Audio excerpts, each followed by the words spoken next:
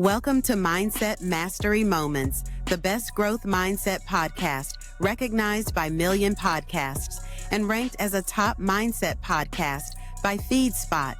We're proud to be in the top 1% on Listen Notes. Join Dr. Alisa Whyte as we explore powerful insights and strategies to elevate your mindset. Let's dive in. Welcome back to another episode of Mindset Mastery Moments. I'm your host, of course, Dr. Alisa, the number one mindset disruptor. And today's conversation, listen, it's about to hit on healing, visibility, identity, and the inner work required to rebuild a life you're actually obsessed with. My guest today is someone who I waited quite a few weeks for us to get on this platform so we could chat because, all of our calendars were busy impacting and changing lives around the globe. So here she is. She is one who millions around the world think they know, but very few actually understand. I'm speaking about the absolutely gorgeous and awe-inspiring Kelly Chase. She is an entrepreneur, social influencer, speaker, and podcast host. You know from the breakout Netflix phenomenon, Love is Blind. Yes, I did say Love is Blind. Her genuine energy, her confidence, and her commitment to staying true to who she is made her a global favorite.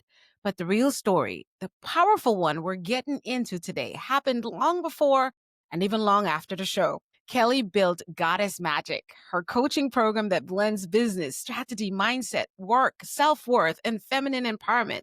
She is also on a mission to help women heal burnout, reclaim their self-love, and build healthy boundaries, scale aligned businesses, and embody the version of themselves they've always wanted to be. And what I love most, she's not teaching from theory. She is actually teaching her real life.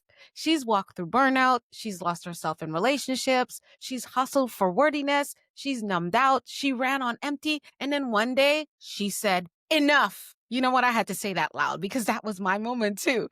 She left the 9 to 5 back in 2017 and started the most radical transformation of her life. Feminine Love is Blind became the emotional catalyst for her awakening. She hired a coach, confronted her lack of self-love, and everything shifted. And now she's here guiding women into their power, their confidence, their inner goddess, their money mindset, and the life they truly want. I am so honored to have you here with us, Kelly. Welcome to the show. Let's dive in your own words. Tell us who you are, what you do, why you do it. And listen, I know you got some exciting things coming up, so we'll talk about that later too. Amazing. Well, thank you so much for having me. That was probably the most epic bio read I've ever heard. Thank you. I am honored. She's like, that's me. That's what happens when you've done the work and you just keep doing the work. Yeah. No, I thank you so much. That was beautiful. But yeah, I mean, everything you just said, I spent my entire these early is just hustling, grinding, avoiding, distracting, losing myself. I didn't know. You're not awakened to this until you're awakened to it. I was constantly just on autopilot working. And I worked like a very purposeless job. Let's put it that way. When I went to let's rewind it even to like childhood, people would ask you, what do you want to be when you grow up? And Mm-hmm. I'd always say a baby doctor, a teacher, an actress. And then everyone's like, yeah, encouraging all of that. But then when it comes time to like, hey, let's be realistic, we have to go to college and do the things, that was very much discouraged. I understand why my parents were looking out for my best interests, but my mom had been a teacher for 15 years and she was like, Kelly, it wasn't fun anymore. Like the reason I became a teacher was because I wanted to like just be around the kids and like help them grow and educate them. And she's like, but then it got very political and it was more testing than it was teaching. And she was Yes. like, it just was not fun anymore. And plus, like, Yes. yeah, she was like, and plus, you don't get paid for what you're worth, kind of thing. Ever. Yeah. So, and then the whole acting thing, my parents were like, Kelly, unless you like you're not going to be Julia Roberts tomorrow. So, I mean, you might be, but like, I don't think so. And they said, you're still going to have to like do something to earn an income and, bring money in. Mm. So I was like, okay, I get it. Like, I didn't know what to do with that information. And then the whole baby doctor thing, I called it a baby doctor because technical term was a pediatrician and I didn't know what that Right. was. What it was when you were little. Yeah. Yeah, I remember I just saying, love I love babies. ex So I was like, I yes. prefer babies around babies. But my parents were like, you don't want to go to school for like 10 more years on top of like the schooling you've already done. And I was like, yeah, that's true. I mean, not that I enjoyed school, but I love school because for the social aspect, I did really well in Yes. school too. But, it was like, do good, get good grades, good things happen. So Yes. more in that regard. But I loved my social time and I still love my social time. So yeah, I just going into college, I did not know what I wanted to do. I didn't know who I wanted to be. I didn't think to have like a tutor or a career coach or anything like that. I don't know what was available for me at that time. I was just No, we very did lost. not. They didn't really have them back I mean, I No. don't think they were popular back then. Yeah. Yeah, no, I don't think they were either. So I just didn't know. And then, but even so, like your freshman year, it's like you just take your basic core classes anyway. So it's like, okay, I kind of had a little buffer. I didn't, but then freshman year was coming to an end. And I'm like, I still don't know what I want to do. I have a sister that's 14 months older and she was going into fashion. Granted, that was something she was passionate about. I was not. But I just was like, yeah, let me just go into fashion merchandising too. Like, it sounds like an Yes. easy degree. I just needed a degree to get out of here anyway. So whatever. Just get out with a degree. Yeah. Yeah. And I was on Hope Scholarship here in Georgia when it was a thing. And so I pretty much had a free ride to school. Mhm. So that was awesome as long as I maintained my grades. But, anyways, I just didn't know. So, in and out 4 years and got the fashion merchandising degree. I went to a one internship and I didn't do anything other outside of fashion after that. A girl who graduated a semester before me, she had a job opening at the company that she worked for. And so she was like, hey, Cal, come like work here. And so I pretty much started my career in like account management, sales, that kind of Wow. thing. And I was telling you before we started recording, I am still in my 9 to 5, still Yeah. in the 9 to 5 In the space. 5 space. Yeah. I've been in and out of corporate a couple of times, but I have always held that like account executive, account management, sales, business development type of role. Why? I'm good at relationships. I'm good at talking. I just told you. Yes. I like the social aspect of school. Yes. Yes. I really enjoyed that, but I had a really significant trauma happen in college. My senior Mm. year, I went from kind of like a friends to a friends with benefits situation to that not working out, going south really quickly. There was a lot of jealousy, Mm. emotional and verbal abuse that turned kind of like I felt like I had to do something sexual in order to get out of a situation. Wow. And then it just continued to get worse and worse, and it wound up with a him stealing my car one night, pushing me down, grabbing my arms and legs, and just having bruises on me. Jeez. And that was that. And I remember doing a keynote a couple of years ago, and I was sharing this story more in detail. And I said, it's interesting because in my all these years in my head, I guess I always had the thought of like, well, he never like punched me. Like, I didn't have, like, a black eye or a bloody face, he didn't, like, break Right. me, it was just Yeah. but I'm like, but that was still abuse. It was still Oh my domestic, gosh. mm, you know, Yes. and and I worked with this woman, a PR agent a couple of years ago too, and she was like, "Oh, like, tell me more about yourself," and I was telling her everything, and she was like, "You're a survivor," and I Mhm. never referred to myself as that. It even felt, like, very, like, no. Misplaced. No, I'm not in that category. Not that you think you're better. You just never associated. Correct, yeah, and again, I think it's because I was like, "Well, I was never like he never, like, hurt me like that bad?" So I Right. think about that, but, like, even emotional abuse Yes. is like one slip, I mean, that's how it starts, Yes. and then Yes. it's like one thing, I mean, yeah, I mean, granted, there's totally different scenarios out there, it could start with just a physical thing out of the blue Yes. one day. Right. It was just something that I just never associated myself with. So now it's Yes. like I've had to accept that term, but I'm not Mhm. going around being like, "Oh, I'm a survivor of domestic violence." Right, right. But it was and it is, and I think it's so important for you to say because a lot of people do that. That is actually a trauma response to Yeah, say it wasn't this. right. It's not that bad. It's not my eyes, it's just a scratch. It's not like Rihanna or anything, you know? Right, So I'm right, not a yeah, survivor. I don't get to call myself that. But how do you really feel? And the point is when someone demeans you physically, mentally, emotionally, spiritually, or financially Right. demean your existence by their words, their actions, whatever that looks like, it is abuse. And so that's what we're standing on business saying. Yeah. You may have to do work around it and first clear your own judgment of yourself. So Yeah. keep telling us how you Yeah. got through when you accepted that, yeah, I did experience this. Yeah, yeah. It was really intense. I mean, we did have to get the police involved and, put up like a restraining order type of thing. Whoa. Yeah, it was really intense. Mm-hmm.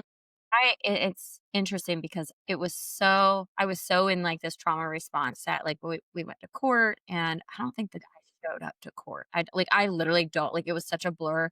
But my mom Yeah. reminded me like over the last few years about this statement that the judge made to me. And I was like, Mm. I don't even like I do remember it now that she said it, but I think there was a case before me where this guy had like shoved a curling iron down her throat. And he said that. He was like, the judge made a point to say, do you want to be like her? Because you're headed down that road. Like, you need to stop entertaining this guy. Like, yes, great, you're here and we're putting this in place, but it's your choice if you want to keep entertaining this guy. And I was like, and I think I was just like frightened out of my wits. Yes. I didn't Yes. think about it, but yeah, my mom brought it up, like, recently, and I was like, "Oh my god, I That do did remember." happen. Shoot, and but that's it. It's Mm-hmm. like we go through those types of things, and again, it's like, "Oh, it wasn't that bad. He didn't like I again, associating myself with the survivor, it's like, I didn't almost die. He just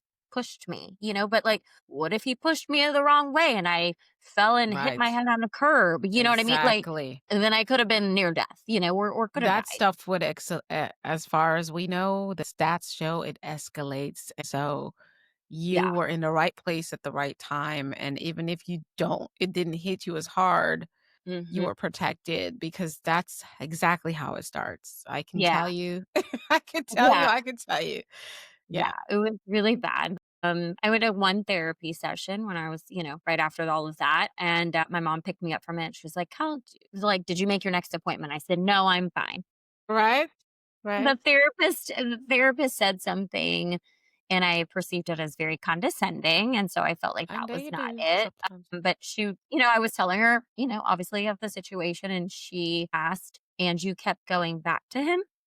Yeah, And that's then not that's not my therapist. And, I was like, that's what everybody else keeps asking me out of like you're judging me. Like that's how it sounds, So that's why I she was of like, "No." all people should never and people would never believe that actually happens. I experienced that in Yeah. therapy before. You really, yeah. I Yeah. really did. And those people you have to run from because you are going to end up going in a worse place than you walk in. Yeah. Oh yeah. Yeah. It was not good. So that was it. I mean, my mom and I had a conversation recently about this and my mom has gone to therapy, but I think this was 20 years ago. And it's Yes. like such a stigma around therapy. Like, you don't go to therapy unless there's something wrong with you, No, And you granted, there go was there so you can one thing I love Les Brown say, you don't ask for help because you're weak. You ask for help because you want to remain strong.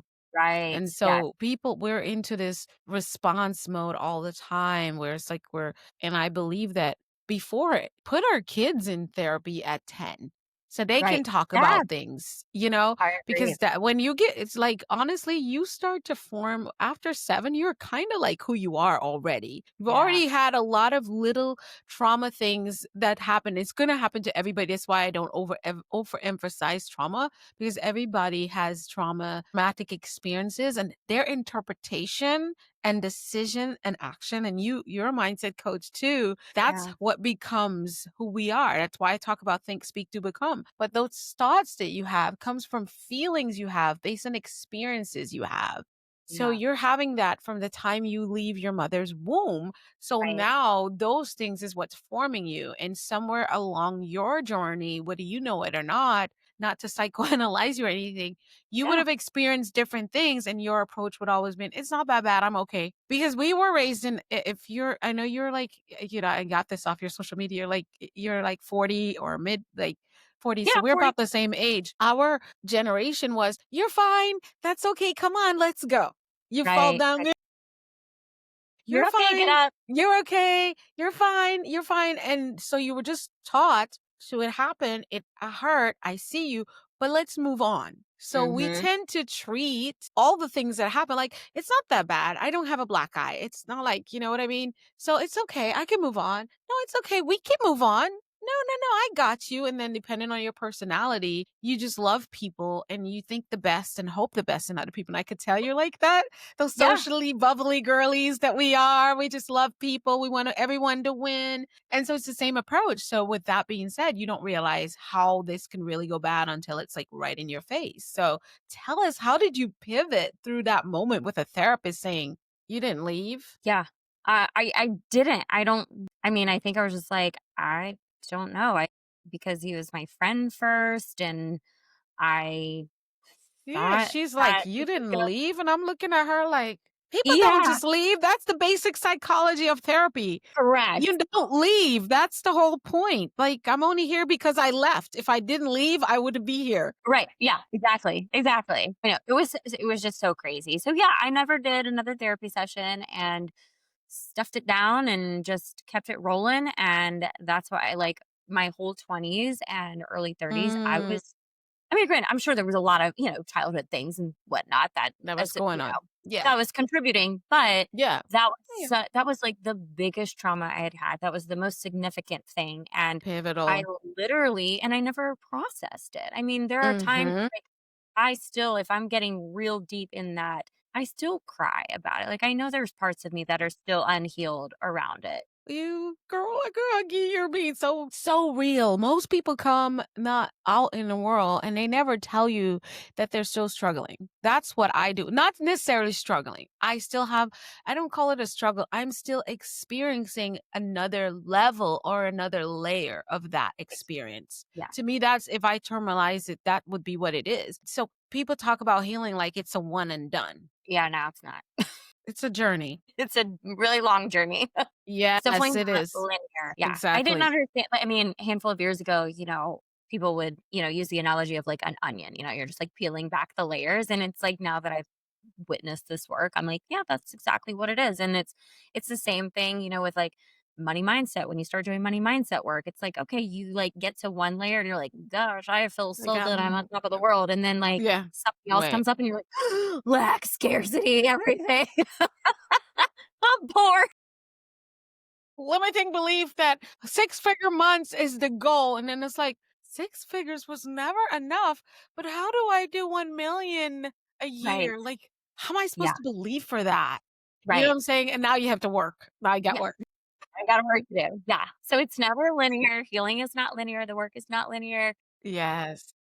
But yeah, I mean, like I said, it was just, and then going through, I mean, I had a couple boyfriends like after Yeah. that scenario and whatnot, and they were fine. The most like the second one that I had, and I mean, granted, I have minus the whole love is blind experience, minus some interesting dynamic relationships, not fully committed relationships over the last. Relationships.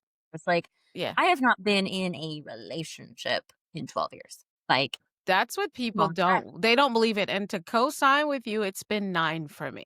Yeah. Yeah. I think Wow. I'm almost Okay. at 10, my 10th, but that's coming out of divorce, right? Okay. I Yeah. was married and divorced, so I got married at 22. So, oh, knowing what I've experienced in the journey, both good, bad, ugly, indifferent, and in between, I already have preconceived expectations, also preconceived traumatic impressions Right. Yeah. and all Yeah. of that I needed to work through. And I'm not a big, I don't say, oh, you need to sit down and heal. I say you need to reconnect with your own voice and your identity, whatever that looks like for you. Whatever that, I really encourage that. But that again, too, is a journey because we're evolving. And Mhm. again, like you said, it's not linear. But for me, it was not a choice to be like, oh, I'm going to be single for this while. It was a commitment to becoming the best version of myself without being codependent, learning interdependence, and Mm. also being what should I see in the essence and flow of what I am put on this earth to do, because I feel like a romantic relationship, children, all these other things are the bonuses you get because you're alive. And I feel like we don't know that. Nobody knows that. And we step into it when we step into it. But when when you go through maybe a long-term relationship or a marriage and you get to understand that you're responsible for that knowledge because you got that understanding. You're responsible for what you know. And honestly, you're not responsible for what you don't know because you can't make decisions about your knowledge and what you do know. So I got in a space where I was aware of what's possible for me, Mm. not for anyone else. And I wanted to sit in that space and explore that and then allow a natural flow of someone coming into my life. I don't know what was your process to go I 12 years without one? Yeah. Yeah, well, I will say this, the first 5 Yeah. the first 5 of those years, I was because that the ending of that relationship was I had lost myself in that relationship. Mm, usually do. Yeah. Yeah, yeah. I mean, I just remember I there were certain things that like he was very great for things and not so great for other things and Right. would That's usually like the like case. I just like remember this one thing like I was invited to a wedding of these two like a couple that I had met in college and I wasn't like best friends with them, but I was like thank you The for people inviting you're me to your familiar. wedding, you Yeah. know? Yeah. And the day of the wedding, like, literally hours before we were supposed to go, he was like, "Are you sure you wanna go to this?" And I'm like, "Well, yeah, I mean, they're my Yeah. friends." And I think that was the logic, though. I was like, "Well, I mean, I'm not, like, best friends. They probably won't even notice that I'm not there kinda thing." But I'm like, "But I did Right. RSVP and, like, they Right. paid for the spot." Like, I don't know, I just felt Yes. like I was Yeah. like, Probably "You just." $2,000 a plate. Yeah, and we wound up not going to this wedding, and I didn't like, I saw this couple maybe, like, a year or 2 afterwards, and I was just like, "I just wanted to tell you, like, I'm really sorry that I did not make it to your wedding." I said I was dating this guy, at the end of the day, it was still my choice, but I was just lost in that, and I'm really sorry, and they're like, "Kelly, like, it's fine." I'm like, "I know," but it bothered me so much that I, like, let him have that power over me. And Yeah. I didn't come, like, I've just felt really bad about it, but anyways, lost myself in that. I do I do give him credit though because he came up with the Chase Life brand. What? Go, dude. Go. Well, that's what I'm saying. And I had a guest a couple days ago, and his analogy for relationships, he said the cycle ended. Like that was it. The cycle could have been whatever it was, but the cycle ended. So, like, I went through divorce and I'm like, I honor the good things and the I do too. quality. There's things in my journey with my ex husband that we're such a high standard and everyone looks for it in a relationship most people don't find that portion sections of things that we had, and that sometimes is why you want to go over the cycle and you try to bury the things that are not working or not changing or not growing, and then that kind of festers and take over and it drowns out the things that are good. But yet I still honor that space. And so like you, we're not bashing these past relationships or the individuals. We're saying, and like Kelly said, look, he came up with the Chase Life brand. That people say, well, do you think you were meant to be? Yeah, we were. And it's Yeah. done. Yeah, But for 100%. that period, right? Because the benefits, and I tell people, if you look at it on a holistic person, like, oh my God, that was such a traumatic relationship. No, you experienced extreme trauma or some trauma or whatever that looks like. But what were the good things about it? Because that is why we stay. That's why it works. It doesn't a whole thing, but then it doesn't work anymore. There are people who never had any trauma, never really had anything big happen. No one really cheated, but they came to the end of that relationship and they were able to, walk away. And I'm like, people are like, well, why would you guys let go? That was the Right. cycle. It Mm, ended, even if it's yeah, a marriage. And I think like a lot, we overemphasize letting go yeah. of the timestamps. Like, let's face it, if I have this tea mug and I love it, love it, love it, but it keeps chipping, chipping, chipping, chipping, at some point I gotta let it go because it's gonna cut my lip while I'm sipping on it. So why do that's how relationships of all kinds work, I believe, Kelly, that it chips away to where you can't use it anymore and you have to let it go. You can put it in a box, you can throw it in the trash, wherever, but you're not using it anymore. It doesn't work for you. That's so true. Yeah. Yeah, it was, like I said, that was that I because I lost myself and I just didn't know who I was, Right. for 5 years, continued to lose myself and self-abandon, and, Mm, I would, meet a guy and I would be, attracted, he'd be attracted to me, we may, like, have sex prematurely, I call it that because I was like, I was probably just I wasn't probably ready, I just probably did it 'cause I'm people pleasing and I that's wanted what you like do. Yeah. like to do. Um, Yeah. so, I feel like that a lot of that happened. I got it in my head that I wanted to have let's put it this way. I'm very grateful genetic wise. I'm a very fit looking person. I think, You're gorgeous. granted, Yeah. I take care of myself Yes, you do. You work at it. and yeah, I work at it. But that that past relationship, him and I had talked about, like, me doing, like, a bikini competition because he was like, "Kelly, it probably wouldn't be that hard because you're, like, already fit. Like, you wouldn't have to, like, Mhm. do that much." But Mhm. after we I think I was just so distraught that I got it in my head, like, maybe I wanna do that, but not, like, really do it. Just, like, get a little bit more shredded, and probably I don't think this was a conscious thought, it was probably just subconscious, like, maybe if I do, he'll want me back. Although I wouldn't have wanted Yes. it ended not so great. So, but I went through this whole thing of like, I'd go to Dr. Google and be like, "Hey, what do I do?" like, you know, what's a what's a bikini competitor diet look like? What's a bikini competitor workout look like? And it was a lot. It was a lot. And I started to follow this. I mean, I was like sprinting on treadmills. I'm like supersetting, like I'm exhausting my body. I'm spending 2 hours Yes. I taught spin classes a couple times a week too. So I would like teach a aggressive spin class, get off the bike and go And do then another workout still do for your 45 work. minutes. And I was Whoa. and I was eating like significantly less than I Less had been. calories. Yeah. And my body went into straight up fight or flight. I lost weight that I didn't need to lose, but I saw 99 pounds on my scale.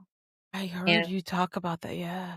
yeah. And then, so I lost weight. People were very concerned. Went to the doctor one day because my mom was like, something's not right, So we got blood work. Yeah. I passed out for the first time ever, having blood drawn. And to this day, like it messed up my vagus nerve. Like not the blood, but like the whole scenario. Like my vagus Yeah.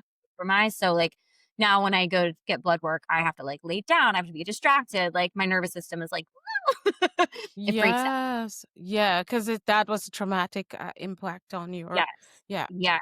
So the vagus nerve, what I've learned, I saw another woman talk about this and I was like, "Oh my god, this makes so much sense." It's because of like such the stress on the body and the gut from like under eating and you're not fueling yourself. Like the vagus nerve is like, "What are you doing to me?" So it's like it's Yeah.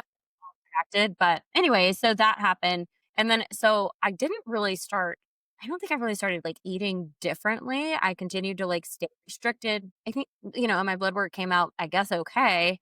Mhm. But I was gaining weight and I Mhm. gained and I gained and it wouldn't stop. And I was like, I've never seen this amount, like Ever 118. in your life. I've Yeah. never seen 125 pounds on my scale. I've never seen 130 pounds on my scale. And Yeah. it just kept going. And I got to 138 and I'm 5'2".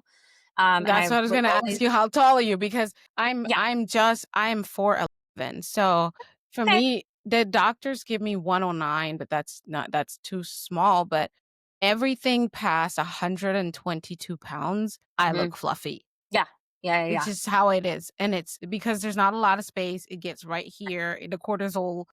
Yeah, It super gets in your control. arms really quickly, so it's like so I had finally hit my goal weight and maintained it for a year, and then I was like, "I don't like being this thin because I was like 100 and I was like, Yeah. "I do want it, but I want it to be muscle." So it's been a game, but I get what you're talking about. When you're just 5'2", everything shows. You get too small, it shows. You get too large, you get a few Yeah, 10 pounds is like a whole right? lot on you. Yes, I can Yeah. imagine how that felt for you as far as identity. It was awful. It was awful. It was absolutely awful. I mean, was pretty much I didn't want to go shopping. So the Mhm, it's a total, like, pain.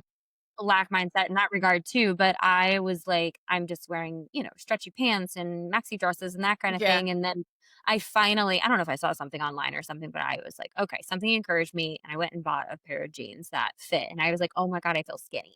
Like for the first Right. time in like months, I had felt skinny. Yeah. But it was so much. And then I had met this coach. She was actually like a beach body coach. And she showed her transformation story. And I was like, fine, sign me up. Let's do it. Yeah, I can do And it.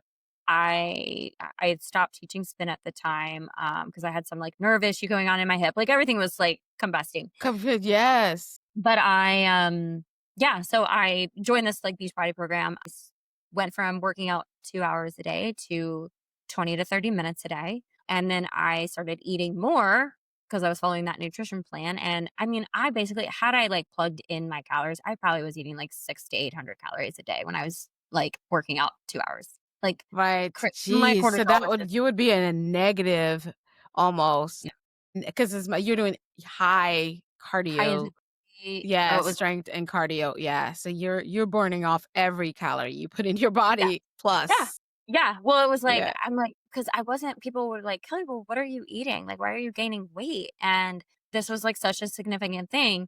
And I, like when I was health coaching, which I've kind of like, transitioned on from, but that was like my number one thing is not asking people, well, I ask people what they're eating, but like, how much are you Are you eating? eating? Because I was like, "Oh, I'm eating, like, chicken and asparagus and sweet potatoes," and they're like everyone's confused. I was even working with, like, a celebrity trainer, and he was like, "I don't know why I don't understand either." And I'm like, "But nobody asked me how much I was eating." And then when I started that Beachbody program and I was, like, eating more food, I'm like, and I started losing weight, I'm like, "Holy cow." Like, okay, this makes sense. And then I started doing more research around it and like your metabolic capacity and like all these things. I'm like, that's why. It's like my body is so in fight or flight. I'm literally starving my body. It was converting carrots to fat. Like at that point, Yes, it was exactly. so It much. does.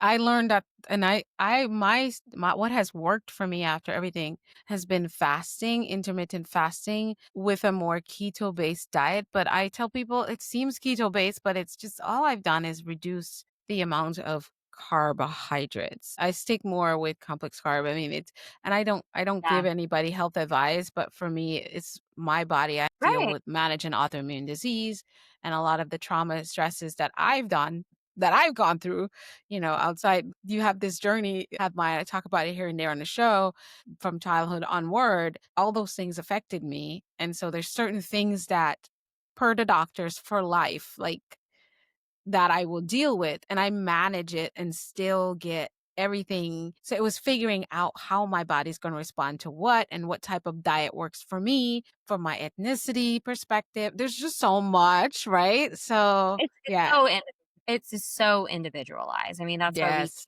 like the South Beach diet worked for these tens of thousands of people, but it didn't work for me. Yeah, because you're not You're not everybody. them. Yes. You're Yeah. your own. So, anyways, there was just like a lot of self-abandonment that like, but coming back to myself and like losing some of the weight. I did get when we filmed Love is Blind, I was about 10 pounds heavier than I am right now. Yeah. And It seems I like with you being younger, you wear it differently though when you're yeah. younger. Yeah, that's true. Yes. But yeah, when I did the show, I wasn't feeling like super confident in myself yet either because I was like, I'm still not Wow. where I like know I can be. But I think, it was just continued stress on the body and all of that. Yes. But anyways, yeah, so that whole like 5 years, it was just a lot. But 2017, that's when I first left corporate. Um corporate for the first time. I pursued my health coaching and like personal training. I had What was your 20,000. motivation? Oh You yeah. were in $20,000 deficit from corporate, right? Well, no, so I left my corporate with $20,000 in my savings account. And, at the time I was like, That's why that's a I lot of didn't leave because I want to get to like 60,000 before I left. yeah, no, I only had 20,000 and my mom was like, that's gonna go by real quick, but It whatever. does. She's Yes. like, do what you gotta do. But yeah, so I left and I just started my whole like self-love journey. Yeah. I did a 180. I mean, I literally, my life, when I say I was in autopilot, like I would get up, I'd work out, I'd go to work, I'd come home, I would put together spin class routines. I would coach a couple of clients. I remember a friend coming over in that 5 year span and we sat on my couch and I looked at her and I was like, I'm sorry, I just have to like presence this moment. I said, I have not sat on my couch to do anything but do something. Like fold laundry, like write notes, have a client Yes. call. Like I Ooh, was always doing doing something. I've something. never like I just like I don't watch TV because I'm always on and I'm doing all the time. And I was like, so it's Yes. nice to just like be sitting here with a friend having a conversation. Like it was so good. But I I was feel on you on all that. of it so much that like during the week, like I said, I was very productive, like, but it was hustle, grind, hustle, grind. And then on the weekends, I was like going out with my friends, staying up all hours of the night, binge drinking. Like it was for years, for Just those as 5 a cycle. just Yeah. cycle of me doing that. And I was like, I'm not getting more money. I'm not getting closer to getting married. I'm not getting closer to any of my dreams with any of this. So nothing changes if nothing changes, and I gotta Nothing change something. changes. And so I like pulled the ripcord and, like I said, just like left that corporate America for the first time, pursued all of that. I exchanged the binge drinking and going out on the weekends to staying home, reading personal development books and listening to marketing podcasts or business podcasts. Yes, a podcast junkie over here. That people don't understand. Podcasting, listening to podcasts helped me literally. Like that brought me into. I think I've always been pro personal development. I would say from my life because I was raised in church, so the Bible was my big personal self help book. But podcast was where it's. I would say therapy started for me, and before Mhm. I could actually afford therapy, coming from being, being in a two income household and having that whole dynamic and building our little dream world and that going down. And then now, like, I'm just, I thought, oh, I have the money. I'm top of my career, but now I'm laid off. It was podcast. Like I was listening to podcasts. This is why this podcast means so much to me. And I feel like I am paying it forward or Mhm. paying it back, sort of putting content out there that help people in times where they're like their blind spots. They don't even know. Like you're saying, what's wrong with me? Or you didn't even know something is not going right for you. And you just know something's not going right for you, or you just don't feel good inside. And maybe some one of our stories or messages can be that moment of like, oh my Mhm. God, I feel what Kelly is saying right now. Yeah. That's me. That Yeah. one woman, that one girl, and here's how I overcome, you know what I mean? Like, that's how I think podcast did that Yeah. for me. There's so much powerful. I mean, it's so powerful. I mean, there was one woman who I like whose podcast I listened to all the time, and then she had a Facebook group, and I joined the Facebook group, and then I connected with other women Yes. there that were on their solopreneur journey as well, and like we're all just trying to make it out there. And then Yes. so many of us joined this like mastermind of hers, and we went to this mastermind. And then like she had had a few co-coaches in her mastermind. Honestly, the person whose house I'm staying at right now is one of those co-coaches. So this was Wow, you build these really beautiful relationships. yeah, I All built from these listening to a podcast. yeah, everyone listens to your podcast, but they just connect you to the people you're meant to be with, Your tribeys, yeah. Yeah. But anyways, yeah, so I just started this whole self-love thing, and then 2018, I mean, I was like, wow, I'm feeling so on top of the world. I like have so much like self-love. I've like been dating myself this last, 10 months, been so great. Then I get the call, from the casting to like do the Yeah, show. yeah.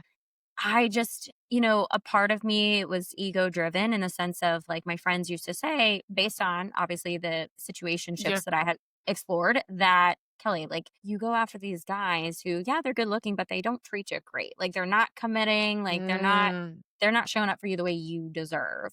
So understanding when I was pitched the concept of love is blind, of like you're dating, but you're not going to see the person. It's based on emotional and intellectual connection. I was like, sign me up. Like I almost like no, it was I almost was like a like sitting there, I wanna prove to people that I can love connect with right. people, like, on an emotional personality level, not just their physical And appearance. honestly, looking at your personality, I think that's basically what you've always done. Is just double dose that they're also super attractive. Let's face it, we are attracted to what we're attracted to. And that's where the initial spark is. But the reason that you were drawn in and stayed with them is because you were able to make those mental, Correct. emotional connections. I can Ab tell that's just your personality. It won't go any other way. That's just who yeah, you yeah, are. yeah. So take us, I want to dig into, because let me tell you, when that show came out, my family told me I should go on Love is Blind. Yeah. They were like, you need to apply. Because at that time, I would have been single. When you guys started, I would have been single already for like 3 years. I think my divorce was already finalized as well. And I was like, I did like, got a subscription for online dating. I was like, this is pure hell. Right. My family was surprised that I was willing to do it, but my friends convinced me that you don't go anywhere, you don't do anything that where you can meet people. So maybe you should do it. And I'm like, I don't really care, but I'll do it. But that was just like a zoo for me. It freaked me out because I got pictures of things that I didn't ask for. And I'm like, Oh I my god. don't want to know you like that yet, dude. Like, seriously, I don't care. Well, isn't that what you girls want? I'm like, I don't know who No. girls you've been talking to, but I don't. Yeah, So I got no, I no. got things like that, and that was just like, I'm done. I shut it down. I had a 3-month subscription that I didn't use. So tell me, so you said that was part of your motivation. Yeah. What did you think you were going to accomplish? Or what was like, it doesn't matter. I'm not judging it, and no one should Yeah. either. What else did you think you were going to experience? Did you really think you were going to walk away with your partner for life? I don't Or at know. least hope? No, but I was open to the experiment of like, hey, like this would be fun. Like this would be a cool thing. And remember, when I was 5, I wanted to be an actress. So I was like, cool, like Right. You get to do your acting it- piece. Yeah. yeah, Yeah. yeah. So I was like, cool, I get to be on TV. Granted, it was a pilot season, so I don't really like it wasn't like guaranteed that we were gonna be on TV, but I was just like the whole production. Yeah, that's right. Yeah, like Netflix, like when we were filming, I remember they would have like representatives come to watch and witness the like filming of things To because see if they they had were to like gonna sell buy it to the in. basically. Anyways, but yeah, I mean, I would say the ego stuff, just the fun of the experiment of like being on set somewhere and just doing that whole thing. There was a part of me, yes, there was a part of me that was like, okay, maybe I will meet someone. Like maybe I will. But I didn't like I did hear them say, hey, well, like it's this, you get engaged, there could be a wedding at the if you get engaged, there'll be a wedding at the end. Like I remember hearing all of that, but Did that I scare you? the only reason it didn't was because I was like, I'm so picky. There's no way I'm going to meet with like there's no way I'm going to match with someone. So that's like I didn't even like put importance on it until it was like a few days before we were supposed to go like film. And I had not told my parent not that I mean I am older, but like I tell my Yeah, parents but a lot of no, yeah. yeah, yeah. We And so still we still we still do that. Yeah, we do. I didn't tell my parents that, "Hey, like, in the event I do meet with someone, I could get engaged and then I could get married." Like, I had this, like, fear that my mom was gonna be like, "Over my dead body, you're doing Mhm. this. Like, that is not the way you need to get married, blah, blah, blah, blah." But it was funny, like, a few days, like I said, before we filmed, I finally told my mom. My dad wasn't at home, but I told my mom, I was like, "Okay." So I kinda left out this detail, and I was expecting my mom to be like, "What are you doing?" You know? But her response was like, "Well, I mean, if this is the way it's supposed to like, if this is the way you're supposed to meet someone, then I guess this is the way you're supposed to meet someone." And I was like, "Who possessed Wow. the mom? Where did she go?" Right. My mom does stuff like that all the time. I'm like, who's my Yeah. mother? But I also was like, "Mom, do you want like, I'm like, "Do you want grandchildren that bad? You're, like, gonna sell me away to TV?" No, I think she just wants you happy when you realize that what mom really wants is for you to be happy and fulfilled. And she's like, I figured it my own way and I Right. don't know what Kelly's way is. Like, Right. Yeah. and that's the thing about what I talk about over validating other people's opinion in our lives. That's been my new thing I talk about because we're only thinking what we think they think about us is our perception and Yes. our own perceptions of ourselves, our perceptions of them somehow mixed and triangulated with all kinds of other crazy things that says this is what they think, but then they don't because it's like you knew your mom this way, but you would never guess she would say that. But what if you would have perceived she would have given you a hard time, didn't tell her, and then come up, by the way, mom, and get married? That would hurt. I get, you know what I'm Yes, saying? it would So yeah, it's oh, weird. absolutely, Yeah. 100%, yeah. So, I mean, yeah, there was and of course, yes, I had a health coaching business, so, of course, there was a piece of that was like, "Well, cool, like, this could elevate my brand." Sure. Yes, Everyone who has a exactly. business and they go You on made a TV, business sure. decision. Yeah, Exactly. Yeah. but that wasn't, like, the driving force. I think it really was more like, "I've been on this self-love journey, this could be a cool experience." Yes. And I was just like my little motto was like, "One opportunity leads to another opportunity." Like, you just never Absolutely. know. So why not? Like and Exactly. whether maybe I don't meet anybody, but, like, maybe I did make a friendship and that friend has a friend and that's the That person I'm to be with. Like, you never know. You never know because your network is your net. You know what I'm saying? And more than anything, everyone who would sign up for that, they are, I'm gonna be used, they're chasing life too. You know what I'm saying? Like they're taking life by the horns and they're wanting to do something really great in their life. And a lot of people judge people who get on reality shows. And I'm like, you're just hating because you're not brave enough. Right. That's just my little statement. You're just saying because you're not brave enough. Because again, there's a level of vulnerability. So, do you feel like when it comes to, I mean, without giving trade secrets away, because I know you can, do you feel like they try to be as much as real as they can? I mean, because people still get in their acting modes and you can tell when they Mhm. do. But after a while, I think being around these people all the time, there's certain things that's going to happen because we're all humans. You're going to Right. just let your guard down. People are going to irritate you Mhm. or you're going to be attracted to them. So tell us a little bit more about what that became. You went in with this mindset you just shared with us. What did it become? Yeah, I wanna say yes, it was very real, like, it was not scripted, but they did, maybe encourage certain conversations to be had, but you could take it Right.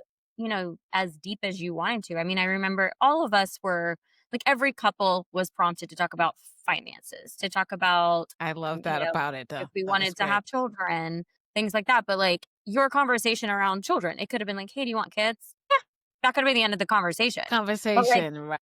but it depended, like, I mean, for the guy that I matched with, Kenny and I mean, we went down that, like, yes, I would like to have children. What if we can't have children? Would we be open to adopt? I Would it love I that We people. went down a very evolved we had a very evolved conversation. Even the same with finances. Like, at the time, I mean, again, I had left corporate a year ago. So I was like, Yes. I wasn't really, like, growing my health coaching business. I was just having clients here and there. Like, Yes, to enough keep things going. Yeah. yeah, exactly. But because I had joined this mastermind, like, I was actually in debt. Again, I had $20,000 in savings, so that went by Right, really quick. it was a negative. Yep, that's how it works. But, Kenny was like, he had this, like, nice successful job, like, career, and I'm like, Right. "Okay, that's fine." Like, That's his good. response to, like, where I was at financially, though, was such like, it was so good. Like, he was like, "You how I hear you, like, you're basically in this space right now, but that's temporary. And I know that, like, you seem like you're extremely ambitious, like, you wanna grow a business. Right. You're You're not working. Yeah, you're in the space. waiting on me to be, like, the breadwinner." Savior. Like, and safe Yes. and everything like that. So it was a very just I felt seen and safe kind of That's conversation. what I loved about the show is showing us that when people just slow things down from the physical perspective, you can really make a connection with another human being. And nothing beats being able to be seen and heard and know that you matter and then also know that you're safe. Right. Yes. And a lot of us don't realize how much we bypass those very important human needs Yeah. Yeah. in the onset of the first phase of the relationship, which is the attraction and the connection Mhm. piece. Right. And so after about 6 months, the real ish start happening because now it matters that you're being seen, you're cute, you're beautiful, we're having great sex, all those things happen and you don't feel the need for that human need as much because the what is it called? It's right at the tip of my tongue, but you got all this the hormones that are being released is overcrowding those other needs. But as you get comfortable and that Mhm. immediate physical attraction and emotional, surface level emotional connection bypasses, then now you have to deal with real life because real life is gonna life. So that's what I loved about the show. And I think everyone, based on where you are, that's how you look at things. Something like, oh, that ain't real. That ain't real. For me, it was looking at the things that were working and how can I apply this to my real life? Yeah. Yeah. This is why 9 years later, I'm not remarried or anything because I slow down. I realize if you slow it down long enough and allow yourself the space and time to connect with people, truly connect with people, learn what they value. Because if you, like you, I think you may have been in a space at least by then where you knew what you valued and what you Yeah. wanted out of life to an extent. Like that To an might extent, change and yes. redesign, but you weren't that girl anymore from the Yeah. last relationship where you just kind of like, oh, you don't think I should go to the wedding? Maybe we shouldn't go to the wedding. Okay, we won't go to the wedding. Whereas you probably were that girl is like, well, why don't you don't want to go to the wedding? Well, I want to go to the wedding because I committed. So you can stay home. That's fine, babe. Right. I'll see you Exactly. when I And get I back. would Right? 100%. Yep. That's Right. exactly what I would do in this scenario. Or I would be like, okay. And then I'd probably start to track, like, okay, are there other How many examples like times does this? this Like, happen?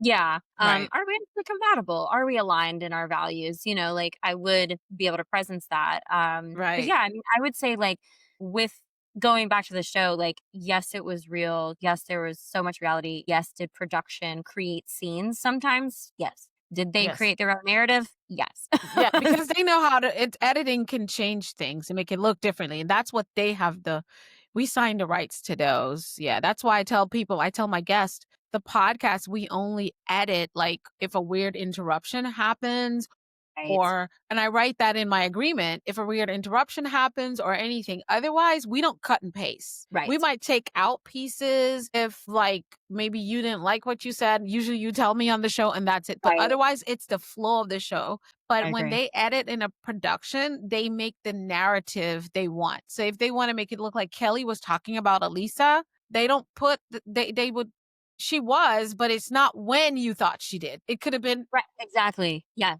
right? So so they know how to do that. Yeah.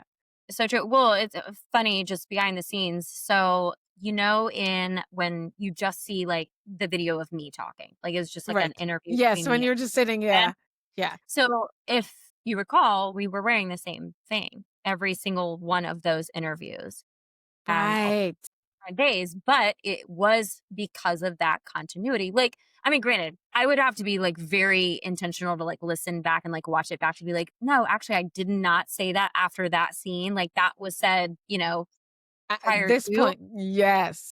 Like, when I watched it the first time, I thought that they did a good job, like, Keep trying to keep it putting it where it as was to yeah. go. Yeah. But the reason why they had us dress the same and do our hair the same and our makeup the same in all of those interviews was in case they needed to switch it around and like have this sound bite in a different after a different scene.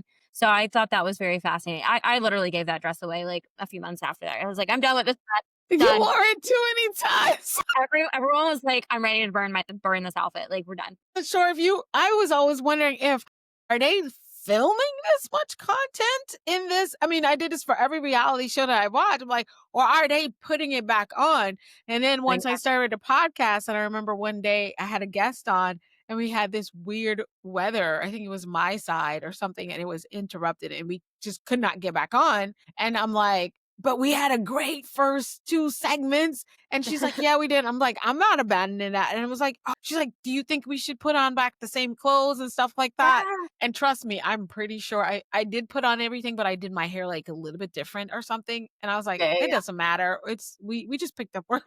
I'm like, if they catch that'll be it. But we just Exactly. kind of picked up where we left off. We both watched the first 40 minutes and got on the next day. But yeah, that's the thing about production. And I did acting when I was younger. I wrote plays. So I still want to have like probably do some level of acting. And sometimes I feel like more be in the back of production and producing a show. But yeah, that's fascinating. So once you got in, you were seeing what were you feeling and experiencing? Did you actually fall in love or a little bit or what I'd happened? say a little bit, yeah. I definitely can say, like, I was falling for the person I was getting to know. Like, I was Yeah. loving the man that I was getting to know. It was I mean, I didn't think that I would match with anybody, but he was honestly, like, when the first time that we were meeting the guys, he was my first date of the entire thing. Right. So Wow. Okay. but yeah, we just continued to grow and have vulnerable conversations. I mean, I did have a couple of other guys that I was, probably like my top three Yes. guys. One of those was Damien Giannina's, the match of. He was just he's a really nice guy. And anyway, so but I continued to grow feelings. Granted, Kenny and I had both talked about, what are we doing? Like, this is Right. crazy. Where's this going? Yeah. Yeah. Yeah, but we both had agreed, like, hey, like, obviously there is something here. Like, we will most likely continue dating after the show. So And we're nice. not gonna I don't think that this is the way that either of us want to have a wedding and get married and all of that. So Mm, we had that conversation earlier on. Production knew, but they just continued to say, like, you never know, things could keep change. So exploring it. Yeah. exploring. And I feel like my feelings did continue to grow. The week of our weddings, I did have like one thing. It was like our bachelorette party days. And like we had to depart, like move out of our apartments and depart and then like come back, Uh, see everybody later on. But I remember because him and I were telling each other, I love you. Like, because I mean, granted, we went from like the pods and we like went to Mexico together, then we lived together. And yes. we were like back in real world and he went back to work. He I don't know, like, me leaving that day, like, he normally would be like, "Okay, bye, talk to you later, love you," and he didn't. And my body Uh, kinda went like, "Hmm," mm, but I didn't like, in hindsight now, I'm like, "Well, there it is, Kelly, you're not healed." Because a more healed This version triggered would you. have said something. Like, I would have been like, Yes. "Oh, you love me," but I just, like, bypassed it and kept on moving. Right, right, And right. so but yeah, that was, like, the week of our wedding, and I had conversation with production, like, our interview, a few days before, and they were like, like, "Are you still thinking that you're not gonna get married?" And I said, "Yeah," like, yeah, and they're like, "But Kelly, like, your families get along, he's, like, checking all the boxes," like, that not that they were trying to, like, convince me, but they were trying to But understand. they just make sure that you were making the decision from a full and the informed place and you weren't just chicking it Yeah. out on yourself or something. Yeah. Yeah, and Yeah. because they were like, "Why?" And I kept saying like, "Well, my mom wasn't there to, try on wedding dresses with me. I didn't have a true bachelorette because my, like, best friends weren't there. I mean, there was 2 best friends that were there, but, like, the rest of them, I'm like, I wanna have my girls." Yeah. I didn't have a bridal shower, I didn't and they were like, "Kelly, you know that people, like, elope all the time and don't have any of that, and they, like, are in love and Exactly. they're married for years," and I was like, "Yeah," and so they kept just asking me questions, and I just remember, like, they broke me in a sense, and I was like, "Well, I guess I'm just not in love with him." And Ooh, my producer took her clipboard, and she put it down on the floor next to her, and she looked at me, and she's like, "That's all I needed to hear you say." And I was like, "Oh my god." that Like, was easy. that But you weren't sure. Were you sure that that's what you were not in love with him, or you just no, kind of just I no, I think there was probably a lot of, like, I mean, I had never worked with, like, a relationship coach, like, I'd never done the work, right? I mean, yeah, I've read the right? books, I've listened to the podcast, but, like, Yeah, but I've it's never really, like, you have to done. make it applicable to you. Yes, yes. Yes. So there was probably a lot of fear there. There was probably, like, some self-sabotage coming in, like, Mhm. you want love, but, like, you're afraid of it at the same time kinda thing. I've been there. I'm the girl. Yeah. I've done It I was would tell you I've been right there, and I'm not 100% sure that I'm all the way out from that space. And but you don't know until you're in the moment, but the awareness does support you very well. When you know that that's your thing, okay, and you can check the boxes and you have the tools that goes, "Okay, is this or is this that? What is Yeah. really?" Right? The Right, awareness is exactly. big. Yes, yeah. So it was interesting though, but, like, after that conversation though, I think hearing myself say it out loud and them saying, like, they just, like, let up and they were like, "Okay, like, you can go, like, that's all we needed." But then I think it, like, got in my head that I was like, "You're right, he is checking off all the boxes, like, why wouldn't I wanna marry this guy? Like, why? He is wonderful. We've had such a wonderful experience, all of that." And I call him and I don't think we were supposed to talk to each other until the wedding, but I did. And I was like, "Are you sure you don't wanna get married?" And he's like, "Yeah, Kel, I'm sure." And I'm like, "Are you just saying that because you think that's what I wanna hear?" And he's like, "No." And I'm like, "Are you sure?" I asked him like 4 times, and he, like, eventually was like, "Kelly, we're not fucking getting married." And I was like, He "Are let it you sure?" Yeah, good. So now we know for sure. I promise you, that's what I wanna hear. Yeah, yeah, Like, yeah, I wanna exactly. hear you don't offend me by being raw, rippid, or rigid about it. I want your truth. That's the only thing I want in any relationship is Yeah, your truth, not my version of it, not my vision, my expectations, because right, I don't know what to do.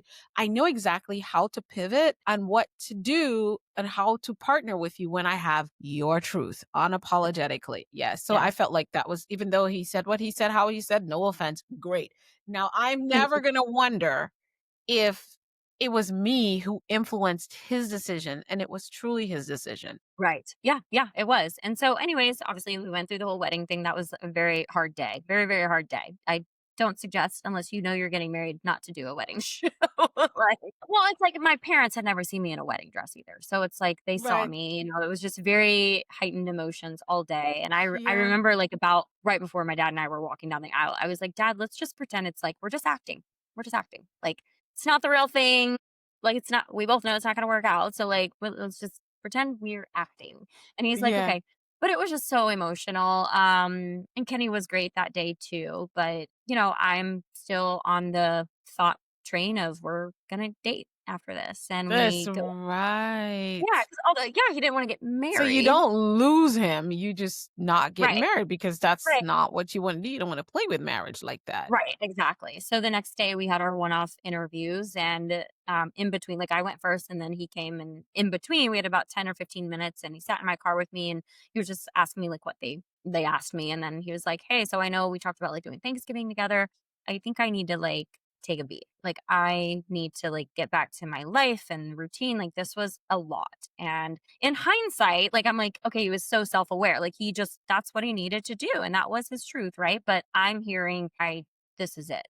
I'm breaking this off. We're done. And that is, I mean, essentially that's what happened. I mean, he was like, Mhm. I remember vividly him saying this, like, I this was so much. I think I was like really checked out on this project about 2 weeks ago. He's like, it's like so much of this, like I'm so over all of this. And unfortunately, you are a part of all of this. And like he couldn't compartmentalize his feelings for me and the show, The whereas show. to do that. Like I totally separated like the production and my feelings for him. So Yeah, I we're that's who we are by nature. Yeah, we can do that every right. day. Yeah. Come on, guys. But yeah, so it was just like so much rejection. I remember calling my parents after that scenario and I went to grab and they're like, "Oh, you saw Kenny?" Like, "Oh, are we still doing Thanksgiving?" And I was like, "No, we're not." Now you have to And they're like, "What do you disappoint mean?" them. They're like, "Wait, what?" And I'm like, "I think he just broke it off with me." Like I was like, and this happened in like 30 seconds. Like he was like getting out of my car, like, okay, and he gave me like a hug, and turned his face away from me when he was getting Oh, out of my car. Like, Lord, not the side wow. hug. That's the, I don't even want to hug you, dude. That like Yeah, he was in I was it. just He like, was wow, going this through. just it just felt real icky and I just felt very broken. And so there we go again. All my like Again, yeah, girl. healing Tell me stuff about comes it. up and 3 weeks later I invested in a business and mindset coach. We obviously because I wanted to distract myself from feeling all the things. So I was like, let's me go all in Let on my move business, on with my life. Yep. move on. But she dug in and I mean, her question was, are you so upset because you were in love with this guy and like you're heartbroken that you can't be together? Or is it just the pain of rejection? And I was like, I mean, she stopped me dead in my tracks. And I was I like, love it. the pain of rejection. It's rejection. Like who wants to be Yeah. rejected? And I feel like I've been rejected, the You're guy from 12 years ago, like all yes. these Come relationships. I mean, on, granted, speak. I have walked away from relationships before too, but Yes, but still, it was some so level much you in felt like like some level yeah. the deep childhood wounds. I mean, when I was in preschool, this girl told me I couldn't play with her little girls. So it's like, it was just like all these like, and I'm like, she goes, that's what stems like where your people pleasing comes from. And Yes, it's like, why like, doesn't anybody like me when I'm so nice to them? right. They just Yeah, use exactly. me and dispose of me. Yeah. It's like, why And am they I are not too. enough? Why, is Yes, wrong with me? right. So like all these like deep rooted beliefs, Yes, come up for you. And that's what was yes. happening. So anyways, she was profound. I still work with her to this day here and there, but sh I mean, she changed my life. And, I went there to amplify my health coaching business. And when I left there 4 months later, working with her, I was like, I have to do what you just did to me. And that's when I started to shift like into like subconscious work and mindset and like inner healing. And then I started doing like somatic work. And my first somatic experience was with her, actually. She got breathworks facilitated. And so we did like a one on. Yes. I'm just like this, like, no, we don't. One thing I will say this, like, yes, it is so important to work on yourself and heal yourself. But I had one coach tell me this just a few years ago. And although I think I had heard it before, it was the the time I needed to hear it where I actually listened. And she was like, Kelly, you're not in this work to fix yourself because you're already whole. Come You're in on, this that's my work. perspective. Yes, You're perfect in this colon co work to, yeah, she's like, you're in this work to expand and elevate the person that you are. yes, and yes. Like, I think because I got, and granted, this was like after the You show, my say it's a nervous system was like, reconnection as well, but I love the expand and yes, elevate. I can reconnection. add that on. Yes. Yeah, totally reconnection. But I think, after we filmed the show, after the show aired, my nervous system was just so dysregulated. And Mhm. so I was just like constantly like, I worked with a relationship coach, a money mindset coach. I worked with like all the coaches, all the types of coaches. And I'm like, Yes. fix this inside of me. You Like said to I me. felt so broken. Like I felt so just lost, broken, and just not in a great headspace even. I felt a Yes. little depressed and I'm anxious and now I have social anxiety because I'm a celebrity now. And like it's just like Yeah, so because you many. have to deal with all these people while you're trying to heal yourself. Right. Yeah. Yeah. And granted, maybe in hindsight I probably could have like just stayed off social media for a little while and just been present with myself. But I was Yeah, I get trying that. to do like And also, do other things, Remember the but don't game plan was this can be a catalyst for my career, right? You did go in with that game plan, and if you're, high achievers like us, we're I know for me, I don't intend to let anything stop me from my goal and my purpose, right? right, So I can see that pivot.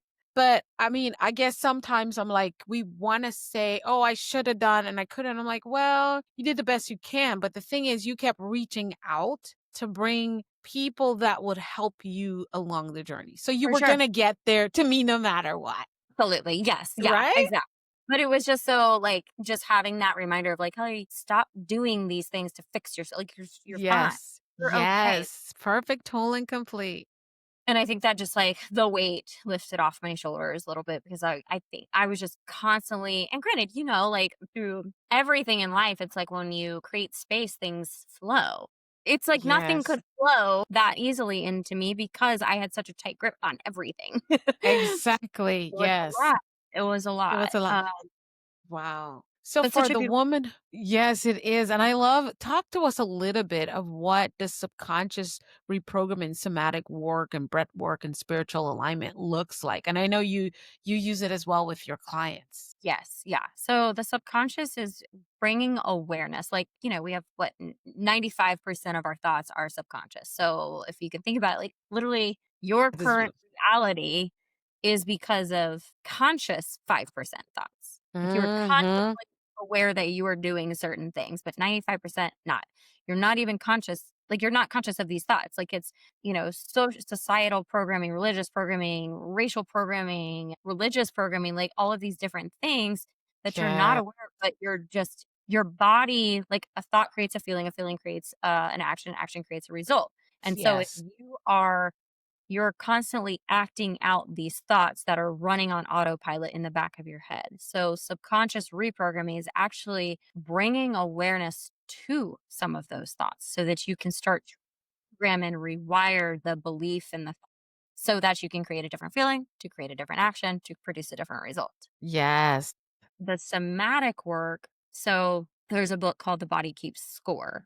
Yes. Oh my God, I love that book. So profound, but you could do all this like mind subconscious work, but we have to also like Work on the subconsciously body. change the energy in the body as well. And so the Yes. somatic work through breath work, and that could be very intense, or it could just be like a 4-second breath work box method. It could just be like presencing yourself, like, okay, what do I see? What do I smell? What do I, and like grounding yourself in. There's various different somatic practices out there. I just related with breath work because it was so profound for me, but the somatic actually changes the wound basically. You stuff Yes. like, people say like your gut is your second brain.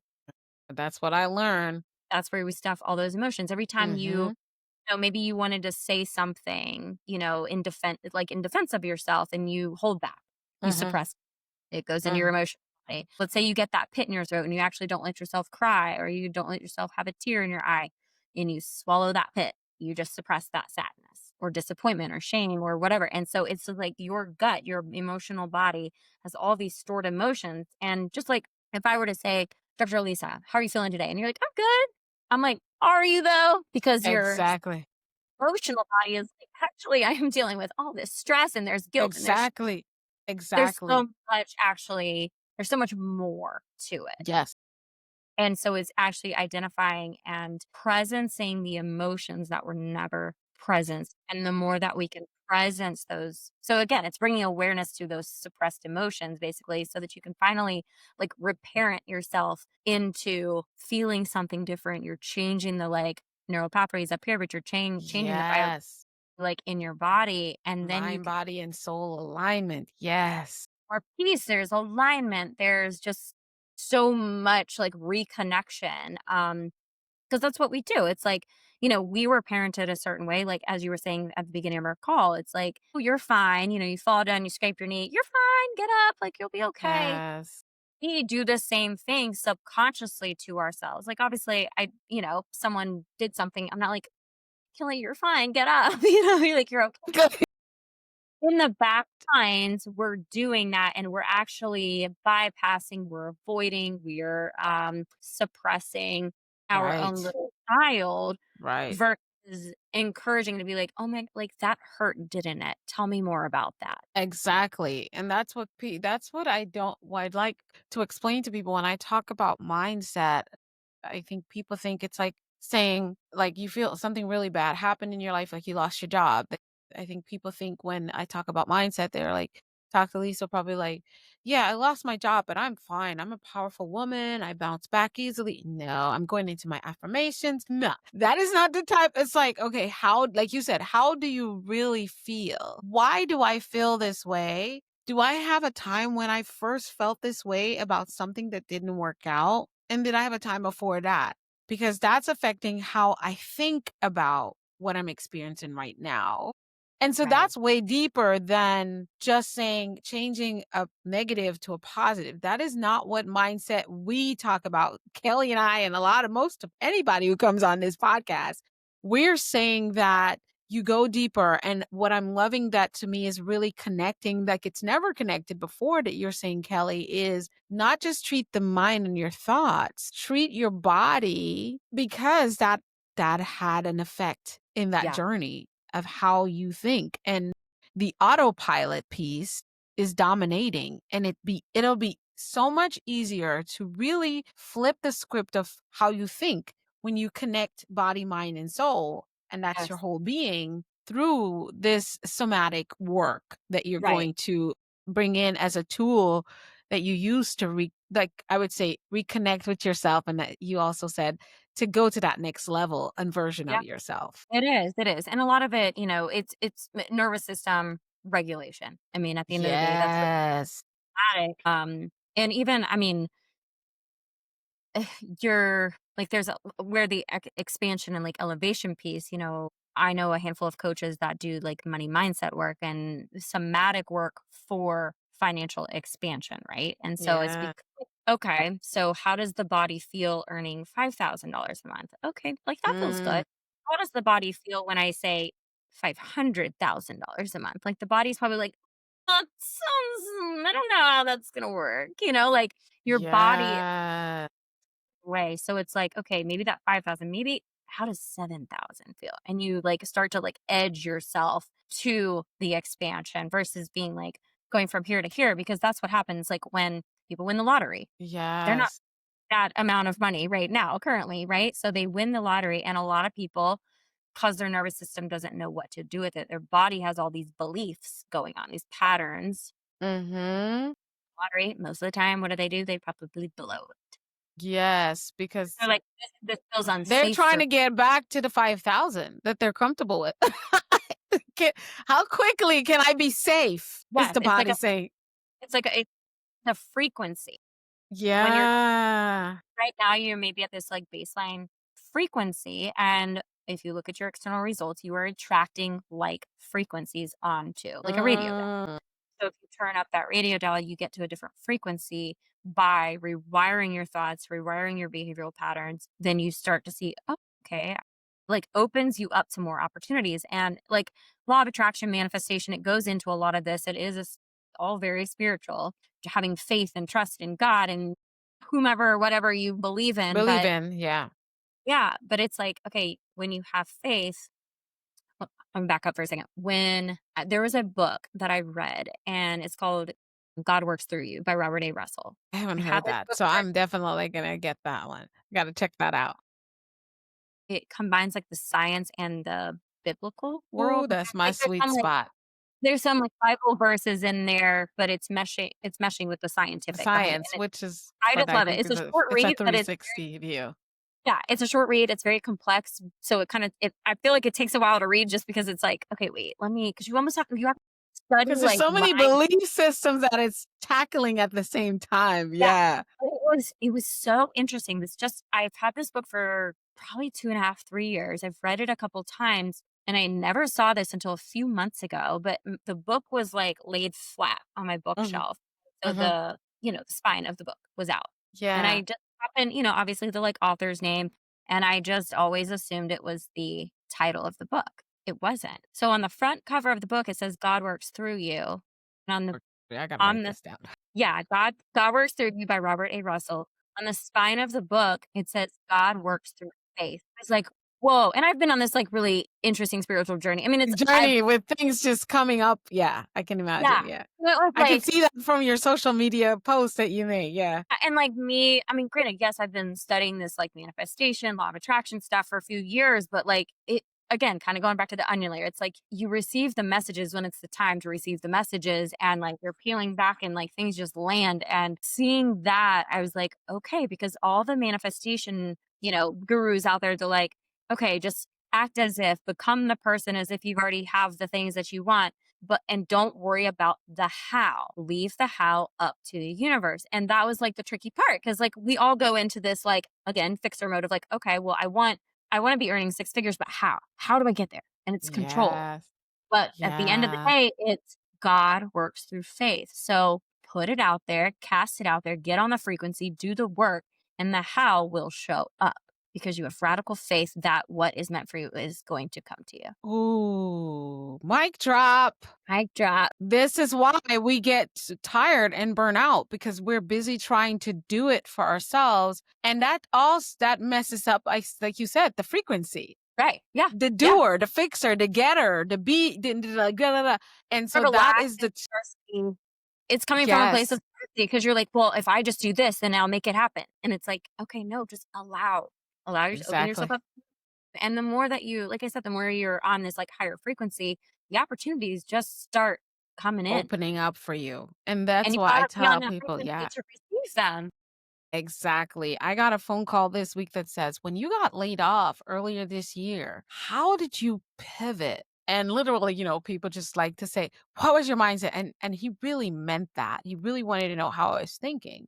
And I was like, if I had to give you a quick answer, it'd be this. I don't know how much time you had, but I said, what I've started doing is looking at life and realizing it's like water. I mean, even our bodies, 70% water, and the earth is pretty much 70 or even more percent water, because they keep changing that. So I like to look at nature, and I like to put my life in the analogy, because I am part of nature. I am nature, being human. But when you look at water, the waves come, right? And when a wave is coming, when a surfer gets out to those waves, they're standing and they're looking at the wave and they're timing it. They don't they go and they turn their bodies and they flow with that wave and the timing of that wave. And I said, a wave will drown you before it ever changes his mind. It's like, oh, look, it's Alisa, and turn around. And Right. so life does not stop and think, oh, this is Kelly and this is Kelly's dream and this is Alisa and her vision for her life. And I have to, slow down so she can get it. Just does what it does. And so if we learn ourselves to envelope ourselves and flow with those waves, that's where the magic is. So I always am looking for, what am I resisting? What am I resisting? And what am I persisting?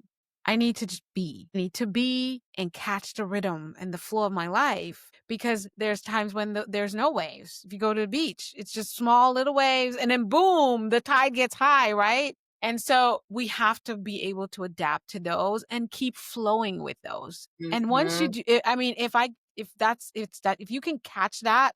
And so I asked myself, are you going up against the tide and the wave right now, or are you flowing with it? My stress, my anxiety, my Mm. feelings of, what should I say, disappointment, all of it is wrapped up in me resisting and going up against the waves. But when I flow with it, I'm like, okay, what is this? What am I feeling? What's happening? What is life saying to me right now? What direction is this wave taking me to right now?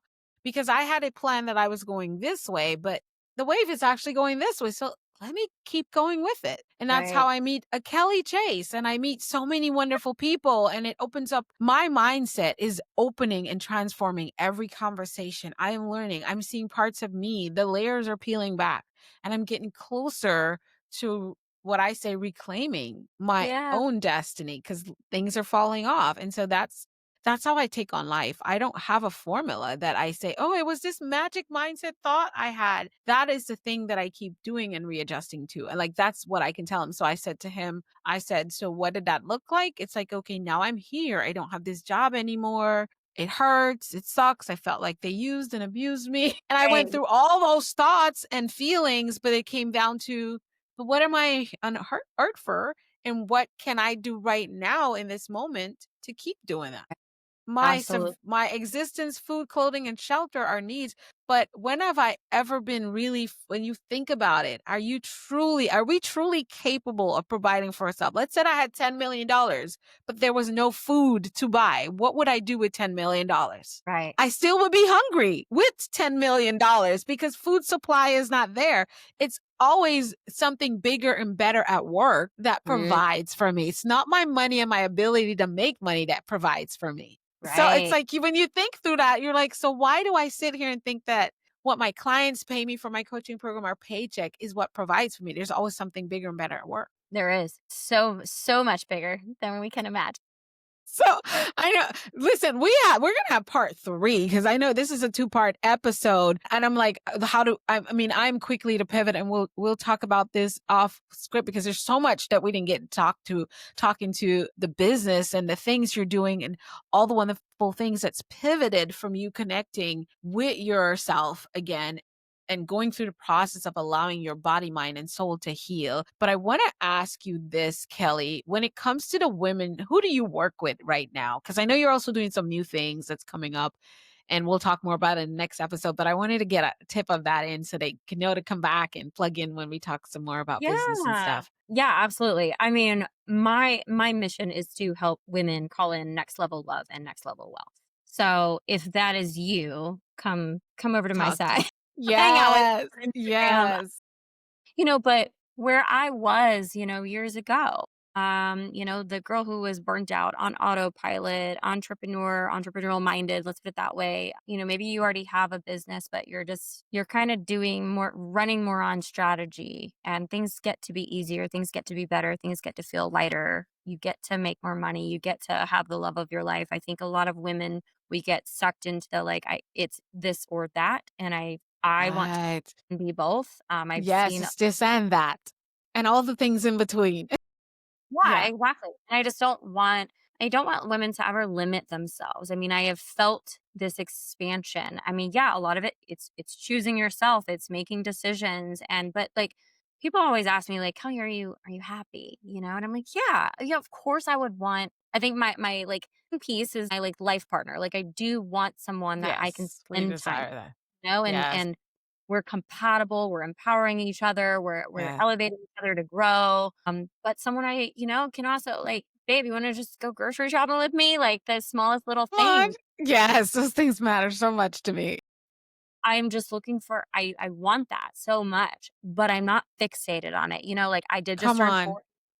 Like, people did I mean, my friends have asked me, like, "Hell, like, I didn't freeze my eggs." Like, I don't have this pressure on myself, and I want, like, women who may be listening to this that are 28 years old where you feel like time is slipping away. It's not. I mean, one of my best This friends had a 43. Like, it's not slipping away. You are yes, just thinking that because of all these pressures that society that puts there's on a us timeline society created, yes. That and, like, timeline is not necessarily your timeline. It actually probably most likely is not your timeline. right. Yeah, I practice gratitude every single day, and I encourage the listeners to start a gratitude practice if you're not already, because that is what What I do. presence is. And you can't Yes. be anxious about your future or anxious about your past if you're present. So the gift of presence is now. Like It's be always so now. grateful. And it I don't know. I mean, like I've been able to I'm forgiving of my ex-boyfriends and the turmoil Yes. I went through, like forgiveness, gratitude, like I Yes. want I want women to just feel so expansive and that the world is their oyster, and I mean one of my favorite mentors, she always says the sky isn't even the limit. And No, I'm it like, is. There's no sky. That's me. "No I was like, sky." "What Yeah, sky? There's no sky." Yeah. yeah. There's no I limitation, there's no sky. Exactly, exactly. So if Oh my my work goodness. can help someone feel the way, and it's like I don't even know how to explain the way that I feel on the inside, but it is like, when people say the world's not like butterflies and rainbows all the time, like it can be for me. That's Like I do so feel that way it's because and I have bad days. Like you don't get me wrong. have rough days, you have these challenges. Yes, but that's not your life. That's not the theme. That's not the backdrop. Correct. That's not the music. That's not the frequency. Those are the experiences inside of your frequency. Right. And Yeah. it's called frequency because that's what's normal, right? Yeah, exactly, exactly. Like, I feel shame, I feel embarrassed, I have the low vibrational, the guilt, the shame, all of that. I have those emotions, and I sit with them, and I'm grateful because what like, we live in a like, it's duality. Like, we have to have good and bad, salt and pepper, like, we have to have that, right? The yin and the yang. Yep. But yeah, the darkness, the light. So it's again, kind of going back to like the subconscious and somatic work of reparenting yourself, bringing light to those dark parts and being like, those are really, they're okay. Those are actually good parts of you. Like Yes. they just need to be acknowledged, really. Acknowledged, yep, and just expand it. Like you said, the big word today is allowing your body, mind, and soul to reconnect to the original version of you and then expand from there. And that's like the biggest lesson for me. And I know that through it. And so, Kelly, would you come back for a third episode so we can talk girly business and win? And so tell us how you would love for us to connect with you now and so that we can start figuring out whether we should be working with you, but at least get and follow her. She does the thing about you, Kelly, you're so authentic and real. Like you definitely were great for television, but I understand why you were in the space. God just journeyed you through that space because people, this is real life. And you are real life. And I just love your vulnerability and your openness. So tell us how to connect with you until you get back this way. Thank you. Yeah, so I mostly show up on Instagram. It's at Chase Life with Kelly. My website She's is at Chase Life with Kelly. Also, that's where you can find ways to work with me one on one through digital courses too. I will be coming out with a program called Awaken, which is gonna ooh, group coaching, intimate group coaching container. yes. And then also on TikTok, I am Kelly Chase. That's the only thing that's not Chase Life with Kelly. Probably pop that up. Someone took it. But then on my podcast too, I'd love for y'all to come over and listen. Yes. Chase Life with Kelly. It streams on YouTube, Spotify, Apple Podcasts, anywhere you listen to a podcast, you can find it. Yeah. And we're gonna Uh, add it to our pod roll as well. yeah, So and whenever yeah, they can find. you felt like something resonated, if you have a question or you just want to voice something that resonated with you, would love to have a conversation with you in my DMs too. Yes, Kelly you're just an amazing person. Like from the time we were setting this up, you connected and you were just already just handling business yourself and being in the front line. And I tell people I do that as much as well as I can just to connect with people. That's what makes our life rich. That's what makes our journey a learning one. So Kelly, thank you so much for being here with us. I can't wait to Yeah. get back and we talk some more business and strategy and all the building things because you build a phenomenal platform and I know that it's going to continue to be a transformational force for especially women who are still designing and reconnecting with themselves. So disruptors, you heard it here. Come back for part 3 because we have a 2-part episode here of, I would call it the Chase Life with Kelly episodes of Mindset Mastery Moments. So we'll see you real soon. Think, speak, do, become. Keep mastering your mindset. Bye now.